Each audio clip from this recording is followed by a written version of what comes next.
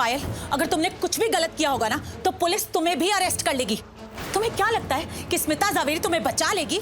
अरे वो तो खुद को ही बचा नहीं पाई तो वो तुम्हें क्या बचाएगी? मॉम प्लीज काम डाउन, मैंने कुछ गलत नहीं किया है।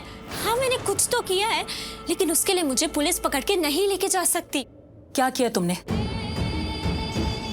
मॉम स्मिता आंटी ना उस शिवांश से बहुत ज्यादा परेशान आ गई थी। वो शिवांश उनकी जिंदगी में ऐसे अचानक से आ गया और उसने धोखे से प्रार्थना से शादी कर ली। आंटी बहुत ज्यादा टॉर्चर हो गई थी और आंटी ने मुझसे प्रॉमिस भी किया था कि वो मेरी शादी रौनक से करवाएंगी। तो बस मैंने सोचा मैं उनकी हेल्प कर देती हूँ। तो मैंने उनको ये आइडिया दिया कि हम कुछ ऐसा करते हैं जिससे कि वो शिवांश अपनी लाइफ की प्रॉब्लम को सॉल्व करने में बिजी हो जाए और मीनवाइल हमें टाइम मिल जाए आगे की प्लानिंग करने का कि आगे क्या करना है और रौनक को बिना शिवांश से छुटकारा मिल जाए। तो बस फिर मैंने उन्हें ये आइडिया दिया कि शिवांश की रिसेप्शन पार्टी के खाने में जहर मिला देते। What?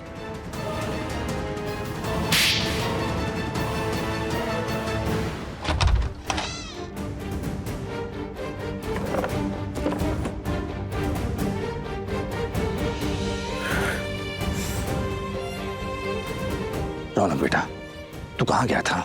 रौनक देखी सब जो कुछ हो रहा है, जो तू कर रहा है, कब रुकेगा?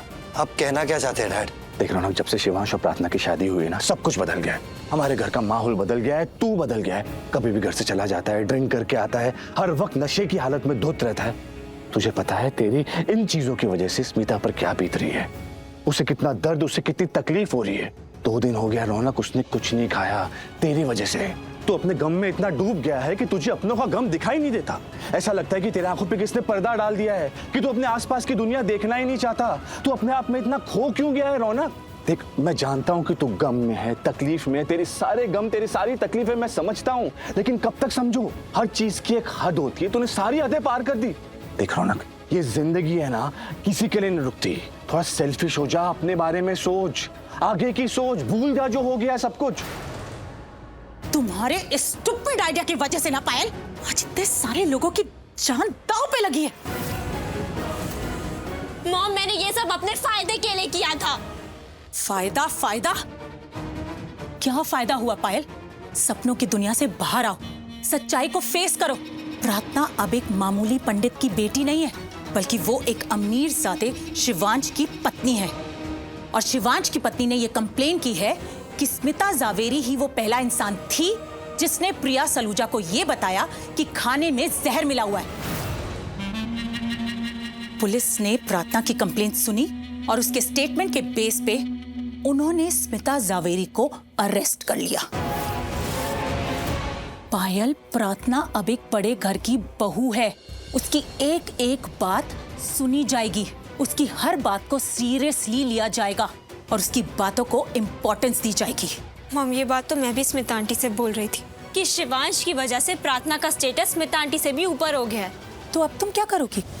ये जो प्रार्थना है ना, इस प्रार्थना ने रौनक की और रौनक की फैमिली की हेल्प कर करके ना रौनक के दिल में एक स्पेशल जगह बना ली है। कि रौनक तो इसके एहसानों के तले तब किया है कि इस प्रार्थना ने मेरी और मेरी बहन की कितनी हेल्प की है। उसके पीछे मजनू बन के घूम रहा है, उसके पीछे खींचा चलाता है। अब मैं उस रौनक को उस प्रार्थना का असली चेहरा दिखाऊंगी। उसे बताऊंगी कि स्मिता आंटी की कंप्लेन उस प्रार्थना ने की है। आज उस प्रार्थना की वजह से रौनक की मॉम जेल के अंदर है। सारा इल्जाम मैं उस प्रार्थना के सर पर डाल दूंगी।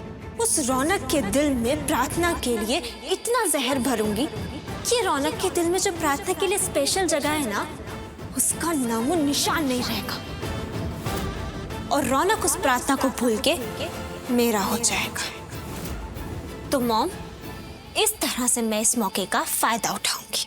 सुपर्ब।